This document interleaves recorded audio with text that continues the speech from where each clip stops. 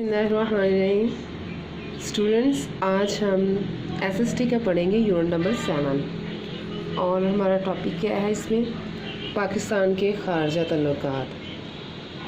इस चैप्टर हम पाकिस्तान के जो ख़ारजा पॉलिसी है, ख़ारजा तल्लुकात है, वो उसको डिस्कस करेंगे। अब सबसे पहले ये है कि ख़ारजा पॉलिसी का मफ़हूम क्या है, ख़ारजा पॉलिसी होती क्या है, और फिर इसके बाद हम इसके मकासद डिस्कस करेंगे वन बाय वन।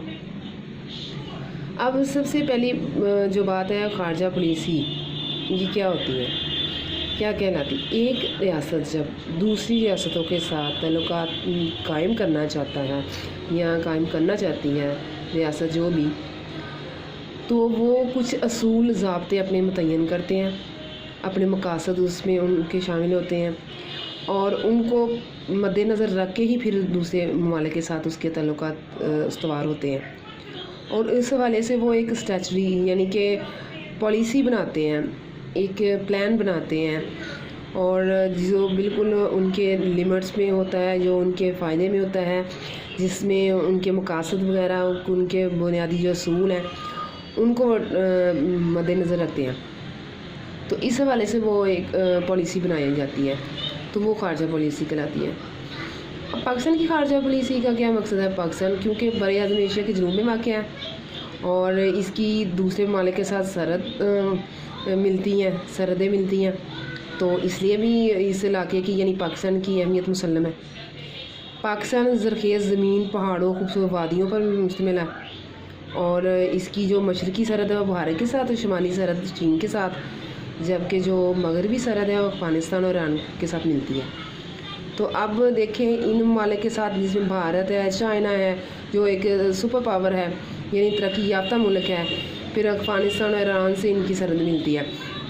तो इस हवाले से पाकिस्तान एक अहमियत का हामिल है उन ममालिक के लिए, और पाकिस्तान को भी उनसे फ़ायदा। तो पाकिस्तान अपनी जो ख़ारजा पॉलिसी के है, उन्होंने एक मकसद है या उनके मकासद हैं वो उन्होंने मुतय्यन किए हैं। पहला है कि जो है इलाकाई खुद मुख्तारी और सालमियत का।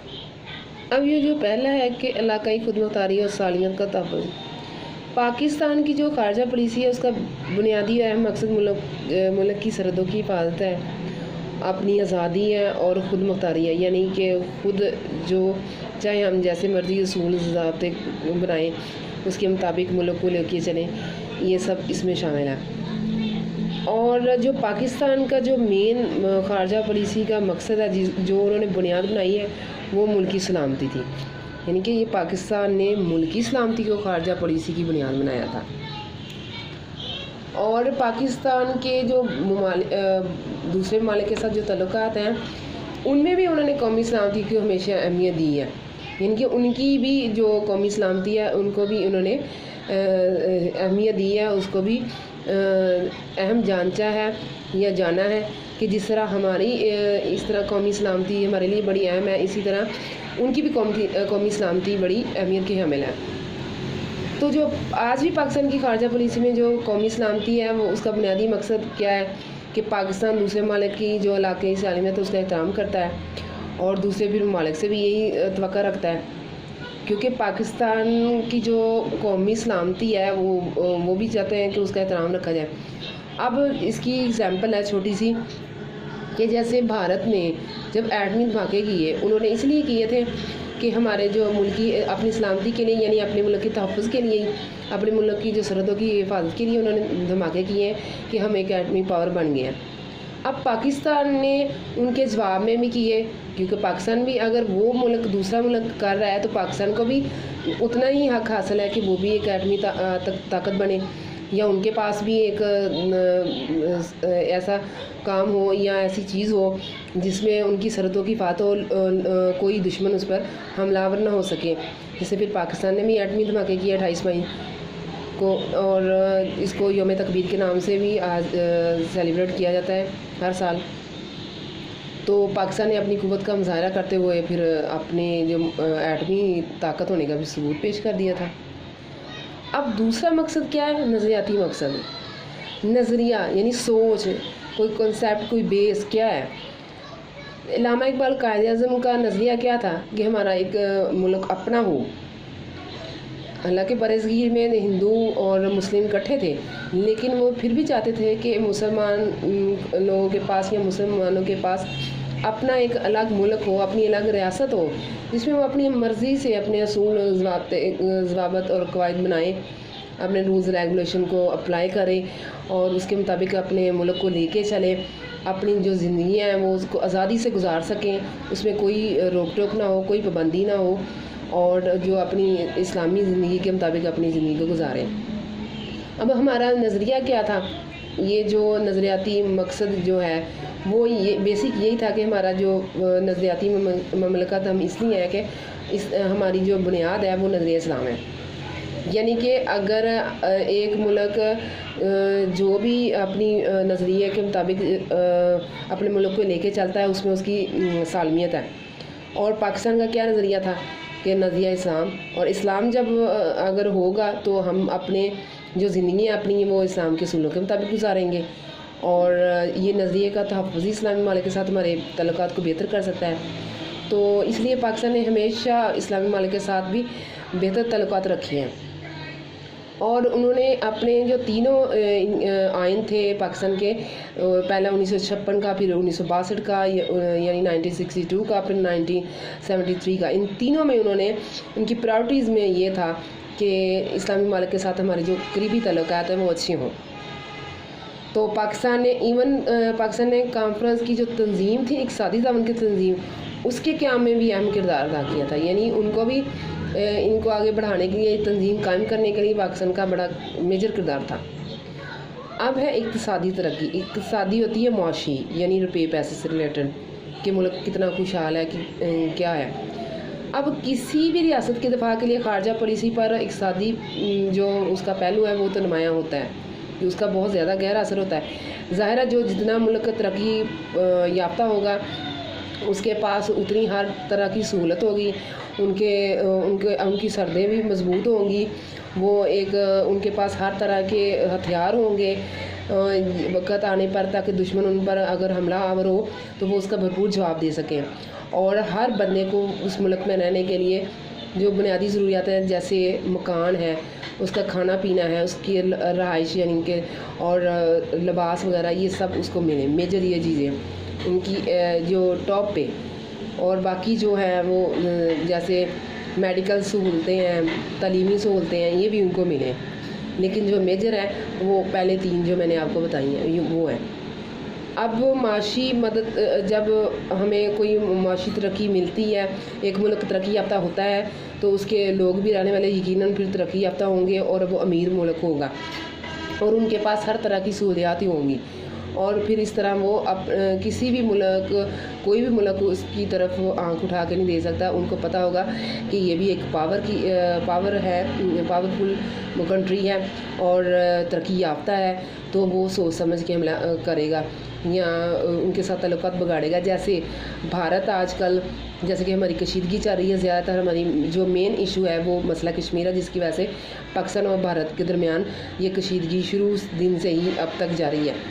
تو اب پاکستان، اگر بھارت نے جب ایٹمی دھماکے کیے وہ ایٹمی طاقت بن گیا، تو ہم نے بھی اس کے جواب میں ایٹمی دھماکے کر کے ان کو بتا دیا، بلکہ پوری دنیا کو بتا دیا کہ ہم بھی ایک ایٹمی پاور ہے. جو بھی ملک اب ہم پہ نظر ڈالے گا وہ پہلے سوچ سمجھ کے ہی ہم پہ حملہ آور ہوگا.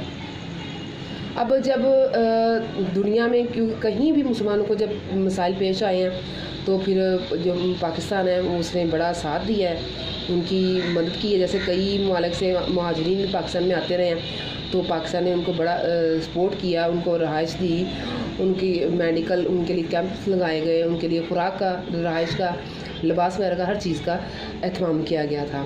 جیسے افغانستان سے جو لوگ آئے تھے، عراق کی جب جنگ ہوئی تھی، اور کشمیر یا فلسطین کے مسائل ہیں اس طرح کے، ان میں بھی پاکستان نے بڑا ہیلپ کی تھی ان کی. اب ثقافتی ترقی کیا ہے؟ کسی بھی ریاست کے دفاع کے لیے جو ہے خارجہ پالیسی پر ثقافتی عوامل کا ہمیشہ اثر رہا ہے. پاکستان بھی دوسری اقوام کی طرح اپنی ثقافت کی حفاظت کو اجاگر کرنا چاہتا ہے. ثقافت کیا ہوتی ہے؟ جیسے ہمارے کچھ مین ایونٹس ہیں، ہمارے مختلف تہوار ہیں، فیسٹیولز ہیں، تو وہ اسلامی اصولوں کے مطابق ہے. اور جیسے عیدین ہے ہمارے، یہ اسلامی تہوار ہے. اس کے علاوہ کچھ میلے وغیرہ لگتے ہیں جہاں پہ جو مختلف ایونٹس منعقد ہوتے ہیں، چھوٹے موٹے علاقائی فیسٹیولز وغیرہ ہوتے ہیں.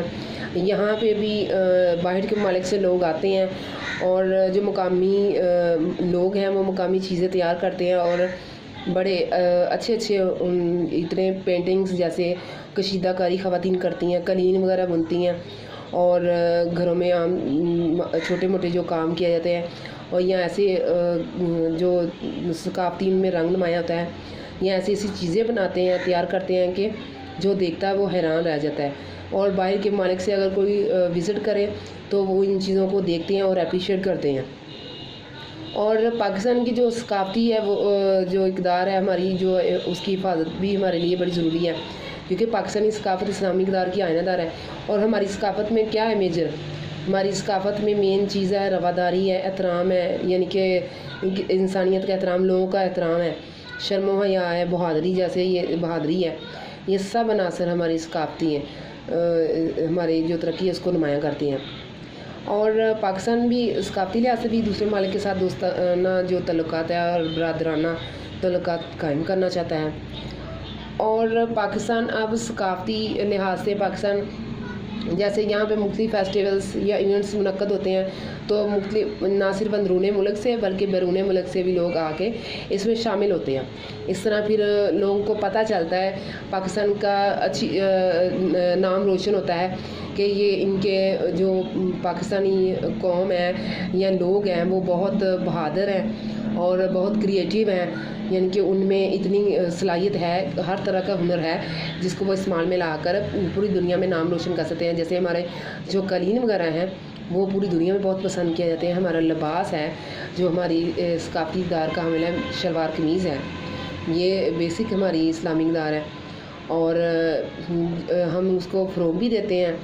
اور جب مختلف جو چاروں صوبوں کے اکٹھے فیسٹیولز ہوتے ہیں، جیسے سندھ کا، پنجاب کا اور سرحد وغیرہ، بلوچستان وغیرہ، یہ سب کے جو ایونٹس ہوتے ہیں ان میں ہر جو علاقائی لوگ ہوتے ہیں اپنے اپنے علاقے کے مطابق لباس پہن کے اور مختلف کھانے کی چیزیں یا مختلف ہنر والی جیسے مصوری ہوگی، یعنی پینٹنگ وغیرہ، آرٹ سے ریلیٹڈ کشیدہ کاری یا چھوٹے موٹے ایسے ظروف وغیرہ یا ایسی چیزیں بنانی، اس پہ اپنا ہنر آزماتے ہیں. اور پھر ان کے فیسٹیول لگتے ہیں، ان کی نمائش ہوتی ہے اور پھر لوگوں پسند کیے جاتے ہیں اور باہر کے ممالک بھی بھیجے جاتے ہیں.